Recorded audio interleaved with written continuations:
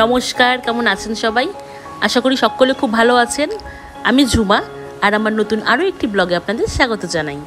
এখন আমাদের গাড়ি একটি টানেলের ভেতরে রয়েছে। সিমলায় আমাদের ঘোরা কমপ্লিট। আজ আমরা কুল্লু হয়ে মানালি পৌঁছাবো। কুল্লুতে আমরা একটি মন্দির দর্শন করব। পুরো একটা দিন লাগে সিমলা থেকে মানালি পৌঁছাতে, আর অনেকগুলো টানেল পার করতে হয়। এত সুন্দর রাস্তাঘাট, কত নতুন ডিজাইনের বাড়িঘর, চারিদিকে পাহাড়, রাস্তার পাশ দিয়ে নদী বয়ে যাচ্ছে, কত চেনা অচেনা গাছপালা, সব মিলিয়ে মন ভারী খুশি ছিল। যেই নদীটি সর্বদা আমাদের সঙ্গে ছিল সেই নদীটি ব্যাস নদী নামে পরিচিত। আমরা মন্দির পৌঁছতে অনেকটা দেরি করে ফেলি, তাই নিরাশ হয়ে শুধুমাত্র মন্দিরের বাইরেটি দর্শন করেই আমাদের মানালি পৌঁছতে হয়েছিল। তবে মানালির থেকে ফেরার পথে তীর্থ বৈষ্ণব মাতা মন্দিরটি আমরা ভেতর থেকে খুব ভালোভাবে দর্শন করি এবং দুপুরে সেখানে প্রসাদও গ্রহণ করি।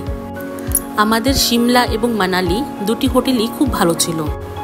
সিমলার হোটেল তো আপনাদের দেখানো হয়নি, তাই ভাবলাম মানালির হোটেলটা একবার দেখিয়ে দিই।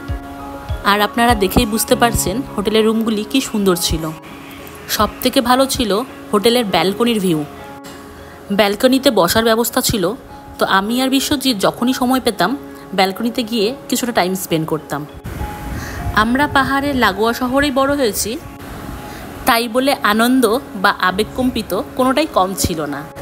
আপনারা দেখে জানাবেন রাতে মানালির পাহাড় দেখতে কেমন লেগেছে আপনাদের। ভিডিওটি কেমন লাগলো জানাতে ভুলবেন না।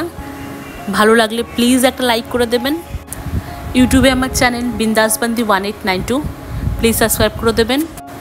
কাল আমরা মানালি শহর ঘোরা শুরু করব, অবশ্যই আপনাদের সঙ্গে নিয়ে। সবাই ভালো থাকবেন, দেখা হবে পরের আরেকটি ভিডিওতে।